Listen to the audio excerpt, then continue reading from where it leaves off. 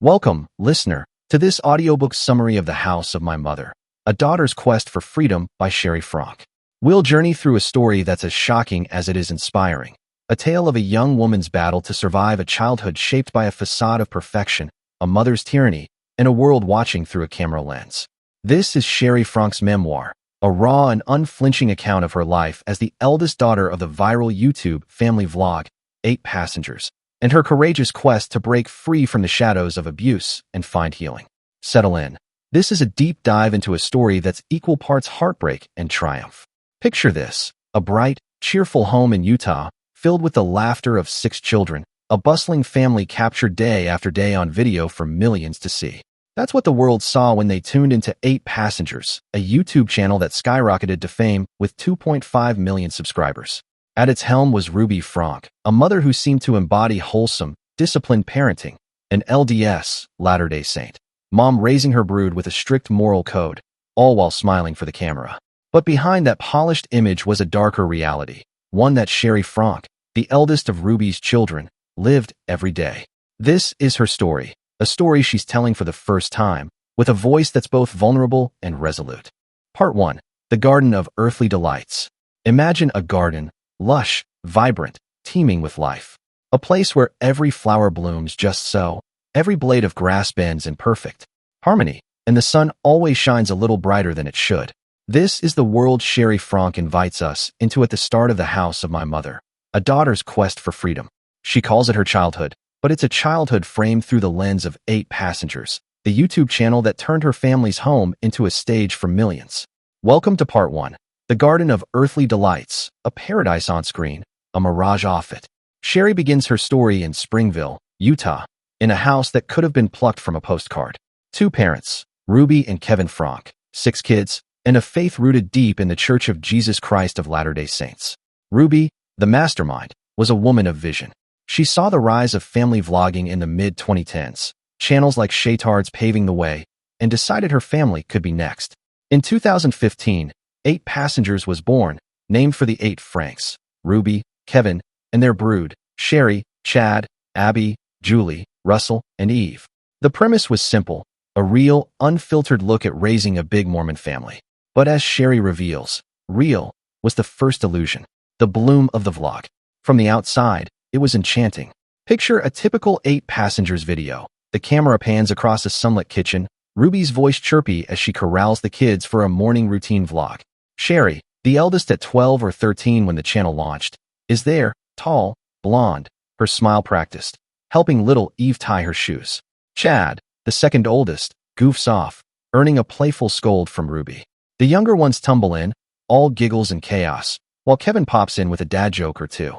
The comments roll in, such a sweet family. Ruby, your supermom. By 2018, they had 2.5 million subscribers, millions of views, and a paycheck from ad revenue that made the garden bloom even greener. Shari paints these early days with a mix of fondness and hindsight. There were moments of genuine joy, birthdays filmed with homemade cakes, family trips to Disneyland, the kids piling into the minivan like a pack of puppies. One video, she recalls, showed her teaching Abby to braid her hair, a quiet sisterly moment that felt real even under the lens. Another time, they built a backyard fort, Ruby narrating with pride as Russell hammered nails with a plastic toy hammer. To viewers, it was a slice of wholesome Americana, a digital Eden where faith and family thrived. But Shari lets us peek behind the trellis. That Disneyland trip? It came with a catch. Ruby made the kids earn it by completing a checklist of chores, filmed for a responsibility lesson video. The fort-building day ended with Chad grounded for sneaking an extra snack, a punishment Ruby turned into a vlog titled Consequences Build Character.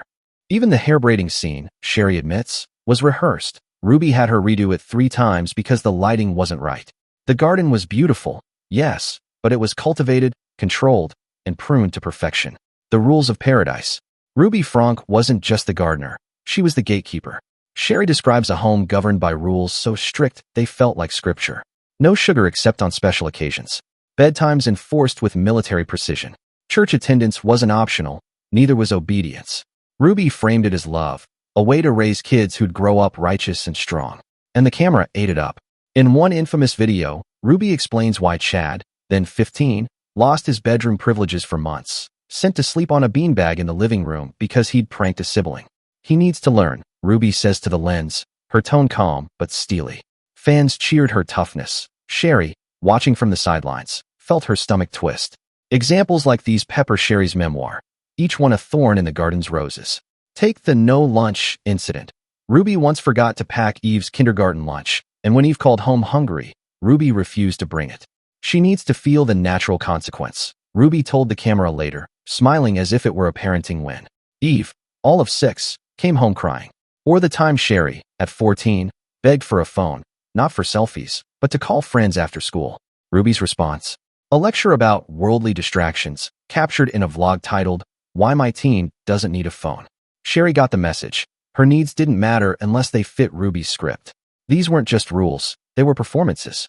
Shari writes of the constant pressure to play her part, the dutiful eldest daughter, the helper, the peacemaker. She learned to smile even when she wanted to scream, to nod when she disagreed, to hide her anxiety behind a mask of cheer. The garden was Ruby's domain, and the kids were her blooms, meant to grow exactly as she directed, no matter the cost. The audience as witnesses. The subscribers were the garden's visitors, peering through the gate, marveling at the display. Shari reflects on how their adoration fueled Ruby's control. Comments like, Ruby, your kids are so well-behaved, or I wish I could parent like you, became Ruby's validation. Sponsorships rolled in, meal kits, clothing brands, even a minivan deal, and the family's lifestyle grew glossier. Shari remembers a video where they unboxed a gifted vacuum cleaner, the kids forced to ooh and ah on cue. It was a perk of fame, sure, but also a leash. The more the audience loved them, the tighter Ruby pulled. Yet some viewers saw shadows. Shari notes the early critics, YouTube commenters who flagged Chad's beanbag punishment as harsh, or questioned why Eve was left hungry. Ruby dismissed them as haters, once filming a rebuttal where she accused detractors of projecting their own parenting failures. Shari, reading those comments in secret, felt a flicker of hope. Maybe someone out there saw the truth. But the garden's allure was too strong. For every critic, a dozen fans rushed to Ruby's defense, and the vlog rolled on. The first cracks. By her mid-teens, Shari sensed the paradise fraying. She was 16 or 17 now, old enough to see the disconnect between the vlog and reality. Off-camera, Ruby's temper flared, yelling fits that never made the cut. Kevin, passive and detached, let Ruby rule unchallenged. The younger kids, especially Chad, started resisting, their defiance met with harsher lessons. Shari writes of a night she overheard Ruby planning a new video, a family council, to address Chad's rebellion, and realized it wasn't about fixing him. It was about keeping the garden intact, no matter who got uprooted. One example stands out, the Christmas video that never aired. Shari describes a holiday shoot gone wrong. Ruby wanted a picture-perfect gift opening scene, but Russell, maybe 8 or 9, spilled juice on the rug. Ruby snapped, sending him to his room without presents, while Shari and the others kept filming, smiles plastered on. Later, Ruby scrapped the footage, deeming it inauthentic. Shari saw it differently. It was too authentic, a glimpse of the real Ruby the world wasn't meant to see. The garden was still beautiful to outsiders, but Shari felt the soil shifting beneath her. Anxiety gnawed at her, fear of Ruby's wrath, fear of failing the camera, fear of losing herself. She didn't know it yet, but these cracks were the first roots of her rebellion, the first steps toward freedom. The garden of earthly delights was a lie, and she was starting to see through the petals. This is where part 1 leaves us. Shari on the cusp of questioning, the garden still standing but trembling. Ahead lies a darker turn, as Ruby's control tightens and a new figure, Jody Hildebrandt, steps into the frame. But that's for the next chapter. For now, hold on to this image. A girl in a perfect garden, tending flowers she didn't plant, dreaming of a gate she can't yet find. Part 2, Ship of Fools. This is no ordinary voyage. It's a descent into madness, a journey on what we'll call the Ship of Fools. The captain? Ruby Franke, once the gardener of a perfect Eden, now a woman steering her family into treacherous waters. Her first mate? Jody Hildebrandt, a counselor whose warped ideology becomes the wind in their sails. For Shari and her siblings, this ship isn't a refuge. It's a prison adrift, and the horizon is growing darker by the day. The captain's new compass. The shift begins in the late 2010s, as 8 passengers rides its peak. Ruby's still filming, vlogs of family hikes, scripture lessons, chore charts, but something's off. Shari, now in her late teens, notices her mother's eyes gleaming with a new fervor. It starts with Chad, the second oldest, whose teenage rebellion, sneaking out, talking back, clashes with Ruby's pristine image. Fans loved his antics in early videos, like when he hid Ruby's keys as a prank, grinning for the camera. But off-screen, Ruby saw defiance, not charm. Enter Jodi Hildebrandt, a name that will echo through this story like a storm bell. Jodi was a licensed therapist turned self-styled guru, running a program called Connections. A family friend suggested her to Ruby. She'll help with Chad, teach him accountability. Connections promised transformation through impeccable honesty and personal responsibility. Buzzwords Ruby latched onto like a lifeline. Shari describes their first meeting. Jodi, stern and wiry, sat across from Ruby in the living room, preaching about distorted thinking while Chad sulked upstairs. Ruby drank it in, mesmerized. Soon, weekly sessions with Jodi became her ritual, and the vlog took on a new tone, less playful, more preachy. One example Shari recalls is a video titled Teaching Teens Truth. Ruby, perched on the couch, explains how Chad's latest punishment, no phone for a month, aligns with Connections principles.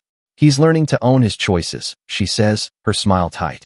Off camera, Shari knew the real story. Chad had argued with Ruby about a curfew, and Jodi had suggested stripping privileges to break his entitlement. The ship was turning, and Ruby was no longer just a strict mom. She was a disciple. The cruise conversion. Ruby didn't sail alone. She pulled her family aboard. Shari, still living at home before college, was roped into Connections sessions. At first, she bought the hype. Jodi's intensity was magnetic. Her talks of living in truth felt like a key to unlocking her own anxiety. Shari writes of a session where Jodi dissected her fear of failure, pinning it on self-deception. "You're choosing to be weak," Jodi told her, and Shari nodded, desperate to be strong. She even started parroting Jodi's phrases in vlogs, like when she told Abby, "You're responsible for your own happiness," after a fight over a toy, words straight from the Connections playbook. But the cracks showed fast. Take the baby crying moment, a turning point Shari can't forget. In one group session, Jodi claimed babies cry from entitlement, not need, and parents should let them self-soothe to build character. Shari, 17 or 18 then, felt a jolt. She thought of little Eve, who'd wailed as a toddler for comfort Ruby rarely gave. "I'd wanted my mom so badly," Shari writes. And here was Jodi saying that was wrong. The logic unraveled. She saw Jodi's truth for what it was, a cold, twisted lie. She started pulling away, but Ruby doubled down. For the younger kids, the ship's deck grew harsher. Shari recounts a chilling example. Russell, around 10, once forgot to finish at shore, sweeping the porch. Ruby, guided by Jodi's advice, made him sleep outside in the Utah chill as a natural consequence. No footage of that made the vlog, but Ruby bragged about it in a Connections Facebook group she'd started with Jodi, calling it tough love that works. Fans who followed her there praised it. Shari, reading the post in secret, felt sick. The ship wasn't just drifting, it was sinking into cruelty. The storm brews. By 2020, the family was fracturing. Ruby and Kevin's marriage, already shaky, hit the rocks. Kevin moved out, a wet noodle in a hurricane, as Shari puts it, too spineless to challenge Ruby's course. She leaned harder on Jodi, who'd become more than a mentor, a partner. Together, they turned Connections into a business, hosting parenting seminars online and in person. Shari, now at Brigham Young University, watched from afar as Ruby's vlogs grew sparse, replaced by rants about spiritual warfare and raising warriors for God. One video, later deleted, showed Ruby and Jodi at a whiteboard, mapping out levels of distortion, a Connections chart ranking people from victim to truth seeker. Ruby pointed to victim and said, "This is where my kids start, but I'll get them here," gesturing to the top. Shari saw it online and recognized the shift. Ruby didn't just want obedience anymore. She wanted to remake their souls. Off-screen, the punishments escalated. Shari heard from Abby, still at home, that Ruby once locked the fridge for a week, claiming fasting builds discipline. Jodi nodded approval when Ruby shared it in a session. The audience noticed too, or some did. Comments on 8 passengers turned uneasy. "Where's Chad? Why do the kids look so tired?" Ruby brushed it off, banning doubters from her channel and retreating to her Connections echo chamber. Shari, juggling college and worry, felt the ship tilting. She writes of a night she called home, begging Ruby to ease up on Russell, who'd been grounded for weeks. Ruby's reply? "You're not in truth, Shari. Don't interfere." The line went dead, and so did their bond. The fools at the helm. Ruby and Jodi were the fools now, blind to the wreckage they wrought. Shari paints them vividly. Ruby, once a poised vlogger, now a zealot with wild eyes, quoting Jodi like gospel, Jody, a puppeteer thrilled to have a disciple. Together, they sailed into delusion. Shari learned later, from court records after their 2023 arrests, that they'd started seeing demons in the kids, justifying extreme measures as exorcism. But back then, she only saw the signs: the younger kids withdrawn, the house a fortress, Ruby's voice sharper than ever. One haunting example: a neighbor tipped Shari off about a day Ruby and Jody left the kids alone for 48 hours. No food, no explanation, while they attended a connections retreat. Julie, maybe 12, had whispered to the neighbor through a window, "Mom said we're learning to rely on ourselves." Shari called DCFS, heart pounding, but the visit found nothing actionable. Ruby's charm still held sway. The ship sailed on, crew trapped below deck, captain and first mate oblivious to the brewing mutiny. This is the ship of fools, a family unmoored, a mother lost to fanaticism, a daughter watching helplessly as the storm gathers. Shari's break from Jody's spell is her first lifeline, but the voyage isn't over. Ahead lies the crash, the moment the world sees the truth. That's for part 3. For now, picture her at the railing, staring at a sea she can't yet escape, knowing the fools won't turn back. Part 3. The Conjurer. This is the act where the curtain falls, where the conjurer's tricks, years in the making, are exposed as cruel illusions. Meet Ruby Franke, the conjurer herself, a mother who spun a web of perfection for millions, only to trap her own children in a nightmare. In this chapter, the stage collapses, the audience gasps, and Shari, the conjurer's reluctant apprentice, finds her moment to break the spell. This is the breaking point, the day the ship hits the rocks and the truth spills out. The Conjurer's final act. By 2022, Ruby's transformation is complete. The 8 Passengers vlog, once a bustling family chronicle, has faded. Subscribers dwindle, videos vanish, but her partnership with Jody Hildebrandt thrives. They've moved to Ivins, Utah, a desert town far from Springville's prying eyes, sharing a house that's more bunker than home. Shari, now 20 and at Brigham Young University, is estranged from Ruby, cut off after questioning her mother's methods. But whispers reach her: neighbors, cousins, an old family friend, warning of a conjurer gone rogue. Ruby's no longer just a strict mom or a connections devotee. She's a self-styled prophetess, wielding Jody's ideology like a wand.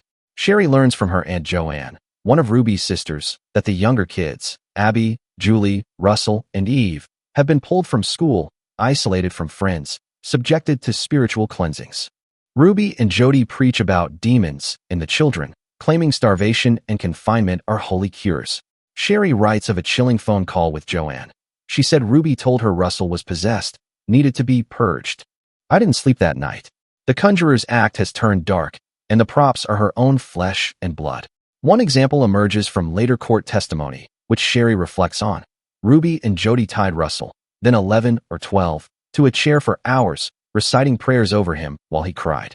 They called it casting out evil, filming it not for YouTube, but for their private connections archive, a twisted trophy of their control.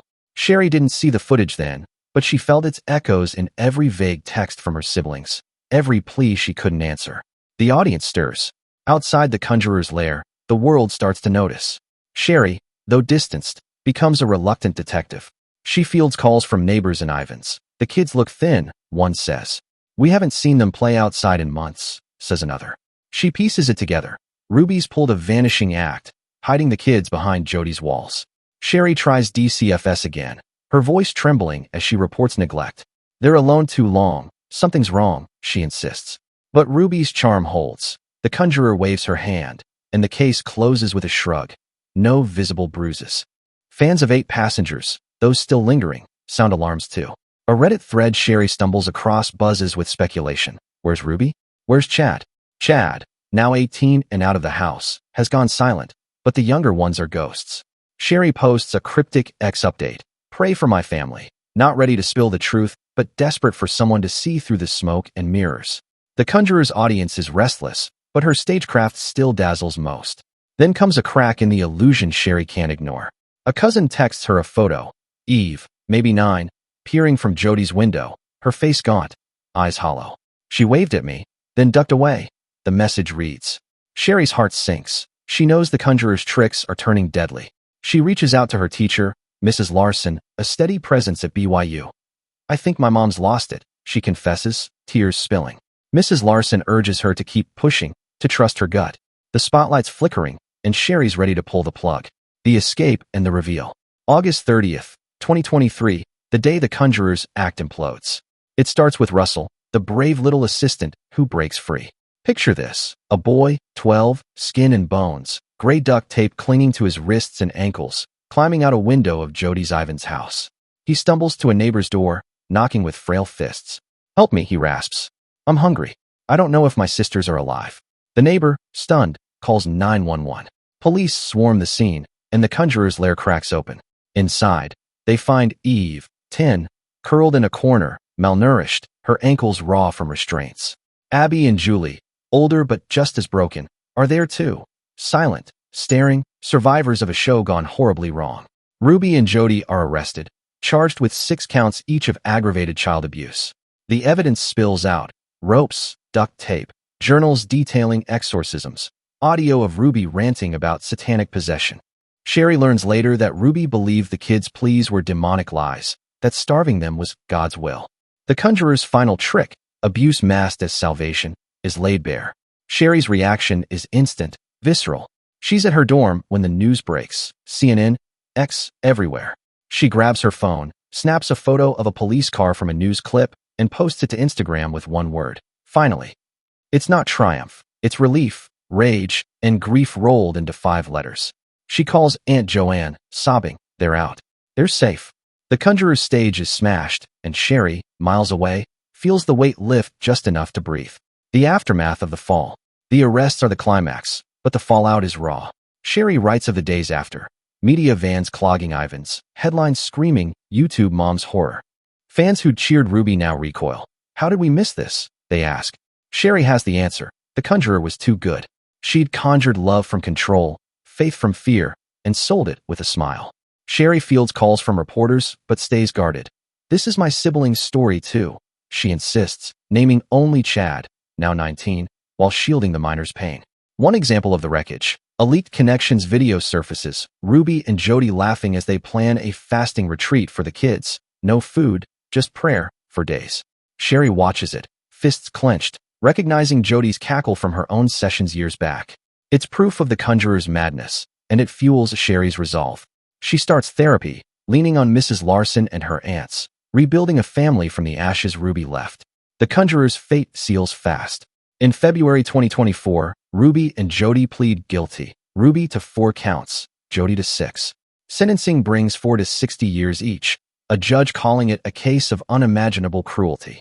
Shari doesn't attend. She's done watching Ruby perform. Instead, she writes, "The Conjurer's gone, but I'm still here." It's her mic drop, her refusal to let the illusion define her. This is part 3, The Conjurer, the grand reveal, the escape, the reckoning. Ruby's tricks are dust, but Shari's story isn't over. Ahead lies healing, a quest for freedom earned in blood and tears. That's for part 4. For now, see her standing amid the rubble, spotlight off, ready to step into her own light. Part 4, Mankind beset by devils. Here, the stage is quiet, the Conjurer's tricks exposed, but the air hums with a different tension. This is Mankind beset by devils, a chapter where Shari faces the demons that linger after the fall. They're not the horned fiends Ruby once denied. They're the ghosts of trauma, the echoes of control, the predators who preyed on her vulnerability. This is Shari's crucible, her fight to reclaim herself from the devils that beset her, and her tender, fierce steps toward freedom. The devils within. The arrests of Ruby and Jody in August 2023 mark the end of one nightmare. But for Shari, now 21, they unearth another. She's safe at Brigham Young University, surrounded by textbooks and dorm chatter, but the devils creep in. Nightmares jolt her awake. Russell's taped wrists, Eve's hollow eyes, Ruby's voice chanting truth like a curse. Shari writes, "I thought it'd be over when they were caught, but the real fight was just starting." These are the devils of memory, clawing at her peace. One example haunts her, a recurring dream of the Ivan's house, where she's locked inside, pounding on windows while Ruby and Jody laugh outside. She wakes gasping, the panic so real she checks her wrists for tape. Therapy becomes her exorcism. Twice a week, she sits with a counselor, unpacking the anxiety Ruby bred into her. "I was raised to please everyone but me," she confesses, tracing it back to a vlog moment at 14. Ruby filming her cleaning the kitchen, praising her service, while Shari hid her exhaustion. The devil of approval gnaws at her still. she's learning to silence it. Another devil is guilt. Shari wrestles with what she couldn't do. Save her siblings sooner. See through Ruby's facade faster. She recalls a call to DCFS in 2022, dismissed for lack of proof. I should have screamed louder, she writes, though her therapist counters, you were a kid too. The guilt ebbs when she visits Russell and Eve, now with relatives, and sees them smile. Small victories against the darkness. The devils without. But the devils aren't just inside, they stalk her past. Shari unveils a predator who beset her during her teens, a man whose name she withholds, but whose shadow looms large. He was older, maybe a family acquaintance or church figure, who saw her vulnerability, her need for validation after Ruby's rejection, and pounced. Shari describes their friendship, late-night texts, promises of understanding, a slow grooming that blurred her boundaries.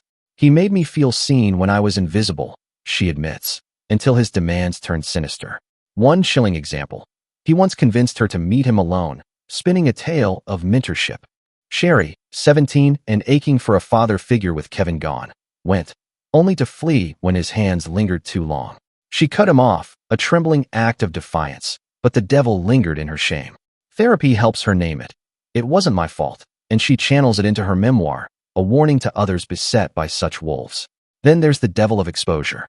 8 passengers made Shari a public figure before she could consent. Every tantrum, every tear online forever. Post-arrest, the media frenzy reignites it. Headlines like Vlogger's Daughter Speaks, ex-posts dissecting her pain. She finds an old vlog, her 15th birthday, Ruby forcing her to fake excitement over a thrift store dress, and cringes. That girl wasn't me, she writes. The devil of a stolen childhood taunts her, but she fights back, choosing what to share now, guarding her siblings' stories with fierce love. The devils of faith. Shari's Mormon upbringing, once a bedrock, becomes a battleground. Ruby wielded faith like a whip. God wants obedience, she'd say, filming scripture readings for the vlog. Shari recalls a Sunday lesson at 16. Ruby made her recite Doctrine and Covenants verses on purity, camera rolling, after catching her with a secular book. I felt like a sinner for thinking, Shari reflects. Post-arrest, she questions it all. Did God really back Ruby's cruelty? Was Jody's truth divine? One example of her struggle, a BYU chapel service where a hymn triggers panic. Families can be together forever, a song Ruby sang while punishing Chad. Shari bolts outside, grappling with the devil of doubt. She doesn't abandon faith entirely. She clings to a personal Jesus, one of compassion, not control, but she critiques the LDS culture that let Ruby hide behind piety. Faith should lift, not crush, she writes, a mantra against the devil of dogma. Casting out the darkness. Amid the devils, Shari finds light. Therapy is her sword. Sessions where she maps her triggers, like Ruby's voice, and learns to breathe through them. She builds a new family. Aunt Joanne, who cooks her dinners and shares Ruby's own childhood scars. Mrs. Larson, her BYU teacher, who reads her drafts and cheers her on.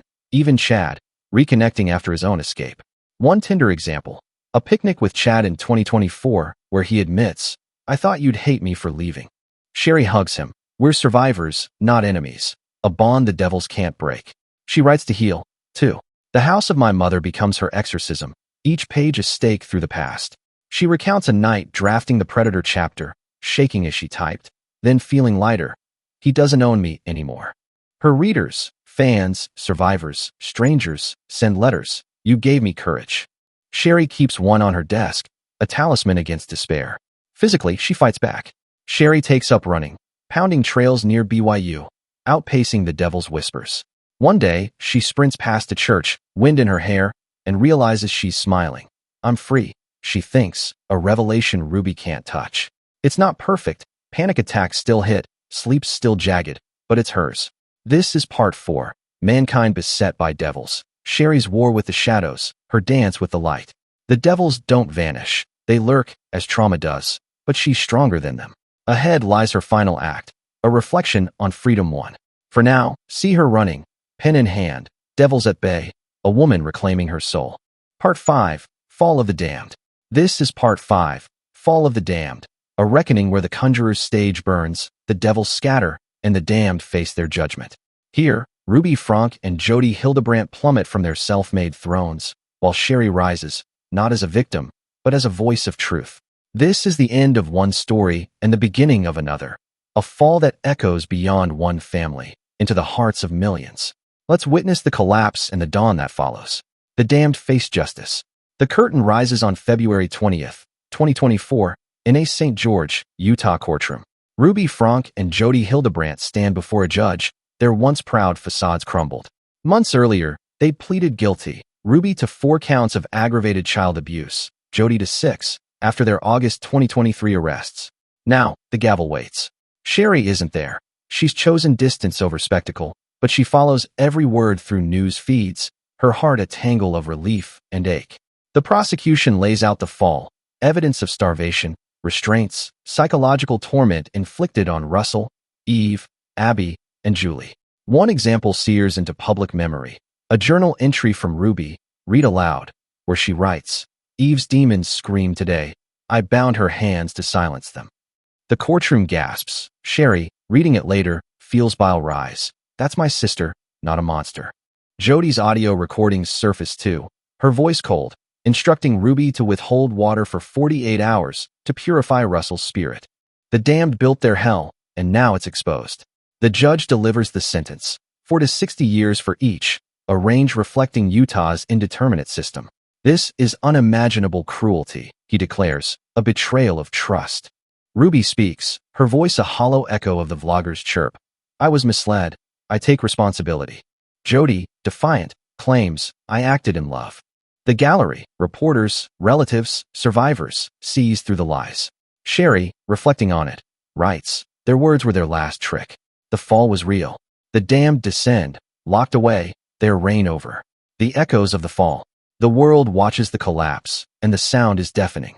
Headlines blaze, YouTube mom jailed, Connections cult exposed, and 8 passengers fans reel.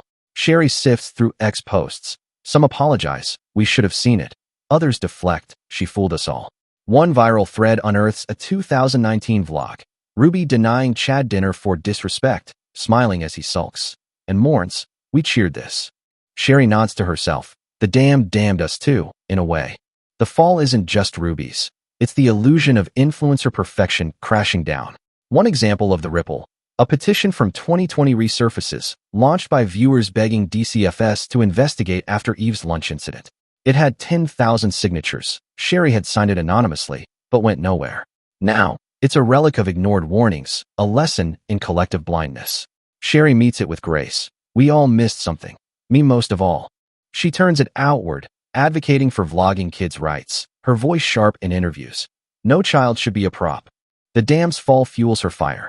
Closer to home, the family feels the quake. Shari's aunts, Joanne and others Ruby shunned, rally, taking in the younger kids.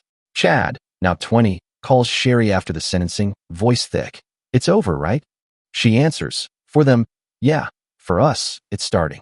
Kevin, the absent father, slinks back, offering tepid apologies. Shari brushes off. Too late, Dad. The damned left a void, but the survivors fill it with something new. Shari's ascent. Amid the fall, Shari stands tall. Her memoir, released in late 2024, is her trumpet blast, a raw, searing account of the garden, the ship, the conjurer's lair, and the devils she faced. Readers call it heart-wrenching, a gut punch, a lifeline. One letter she treasures comes from a teen. Your story got me out of my own hell. Shari keeps it pinned above her desk, a reminder of the fall's purpose. If Ruby damned us, she writes, I'll undamn the rest. She reflects on the cost. One quiet example, a night in March 2025, our present day, when she scrolls old 8 passengers clips, landing on a Christmas vlog. She's 13, unwrapping a journal Ruby picked, her smile forced. That girl's gone, Shari whispers, closing the laptop. Therapy has taught her to mourn her stolen youth, but also to claim her now, running trails, writing music, dating a kind-eyed boy who knows her scars. The damned took much, she's taking it back. Faith shifts too. Shari wrestles with Mormonism's ghosts, Ruby's warped version, but finds a softer God in the rubble. I pray for strength, not perfection, she says, a creed forged in the fall. One Sunday, she sings a hymn alone in her room. Come, thou fount, and feels peace, not fear. The damned twisted divinity, Shari reclaims it. The lesson of the fall. The fall of the damned is more than a family's end, it's a mirror. Shari holds it up, to vlogging culture, where kids are commodified, to faith communities, where zeal can mask abuse, to all of us, who watch and miss the cries. She cites Ruby's Connections group, hundreds of parents parroting her cruelty, and asks, Who else is falling? Her book's a call to see, to act, to protect. One final example. A memory Shari shares of Russell, post-rescue, drawing a picture, a house with no doors, just windows. So we can get out, he tells her. It's taped to her wall, a symbol of the fall's gift, escape, resilience, hope. The damned fell, Shari concludes, but we flew. It's her victory, their victory, a legacy born from ashes. This is part 5, Fall of the Damned, the judgment, the awakening, the rise. Ruby and Jody sink, their illusions shattered, while Shari soars, her story a beacon. The fall is complete, but the light endures. Thank you for walking this path with her. Her quest for freedom is ours to carry forward. Welcome to the conclusion of Shari Franke's The House of My Mother, a daughter's quest for freedom. The garden has withered, the ship has sunk, the conjurer's stage lies in ruins, the devils are cast out, and the damned have fallen. What remains is Shari, stripped bare by trauma, forged anew by courage, standing on the far side of hell with a voice that refuses to fade. This is her final word, her parting gift, and a mirror held up to us all. Let's linger here a moment, in the quiet after the storm. The view from the summit. Shari Franke, now 22 as of this recording, March 7, 2025, looks back on her odyssey with eyes both weary and clear. The arrests, the sentencing, the memoir, they're milestones, not endpoints. She's a senior at Brigham Young University, her desk cluttered with psych textbooks and half-written songs, her walls pinned with mementos, Russell's windowed house drawing, a letter from a reader, a photo of her and Chad laughing at a diner. I'm not done climbing, she writes in her book's closing pages, but I can see the view now. One vivid example of her present, a crisp Utah morning in early 2025, when Shari runs her favorite trail near campus. The air bites her lungs, the mountains loom like sentinels, and she pauses at the peak, breathing hard. I used to run from something, she reflects. Now I run to feel alive. It's a small ritual, but it's hers, unfilmed, unscripted, a reclaiming of the body Ruby once controlled. The conclusion isn't a finish line, it's a vantage point, a place to see how far she's come. She thinks of her siblings often. Russell and Eve, now with Aunt Joanne, send her texts. Russell's latest is a goofy selfie with a caption, I ate 2 sandwiches today. Eve mails her a bracelet woven from yarn, a silent thank you. Abby and Julie, teens now, keep their distance, healing in their own quiet ways. Shari respects it, writing, their stories aren't mine to tell, I just want them to have them. The family Ruby shattered is stitching itself back, thread by fragile thread. The echoes that linger. Shari's story doesn't end with her, it reverberates. Her memoir, a bestseller by now, sparks debates. On X, parents wrestle with vlogging ethics. Should kids be content? In classrooms, her book's assigned to dissect trauma and resilience. On podcasts, survivors echo her call to protect the voiceless. One striking example, a viral TikTok from January 2025, where a former 8 Passengers fan, now a mom, films herself burning a Connections workbook. Shari made me see, she says, tears streaking her face. The video hits millions. Shari watches, humbled, whispering, that's why I wrote it. She reflects on Ruby and Jody, the damned whose fall still casts shadows. Locked in Utah State Prison, they're ghosts to her now. Ruby's letters go unopened, Jody's name unspoken. But their legacy lingers in the culture they exploited. Shari recalls a recent news story, a vlogging family fined for child labor violations, a law tightened post-Franke. It's a start, she muses, but the camera's still a devil. Her conclusion isn't vengeance, it's vigilance, a plea to keep watching. Faith, too, finds its place. Shari's Mormon roots remain, reshaped, not Ruby's rigid God, but a quieter one. She shares a moment from Christmas 2024, singing Silent Night, with her aunts, no camera, just candlelight. I felt him there, she writes, not judging, just listening. It's a piece the damned couldn't steal, a note of grace in her coda. The gift of the fall. What's the takeaway then? Shari offers it plain. No trauma's too big to heal from, no past too dark to outrun. Her quest for freedom isn't just hers. It's a map for anyone lost in their own garden, ship, or conjurer's lair. One last example seals it. A letter she gets in February 2025 from a girl, 16, who fled an abusive home after reading the book. You showed me I could, the girl writes. Shari cries over it, then tucks it beside Russell's drawing, a testament to the light she's become. She ends her memoir with hope, not fanfare. The house of my mother was a cage, she writes, but I built my own now. Open doors, big windows, room to breathe. Picture her there, listener, A young woman at her desk, pinned down, looking out at a world she's claimed. The fall of the damned was her breaking. This conclusion is her making. So here we leave Shari Franke, not a vlogger's daughter, not a victim, but a storyteller, a survivor, a beacon. Her freedom's hard-won, her voice unshakable. Thank you for joining this journey. Her words are yours now. To carry, to share, to live. The house is behind her, the horizon's ahead. I hope that you've enjoyed this video, and please remember to subscribe to receive notification of upcoming recordings. See you in next video.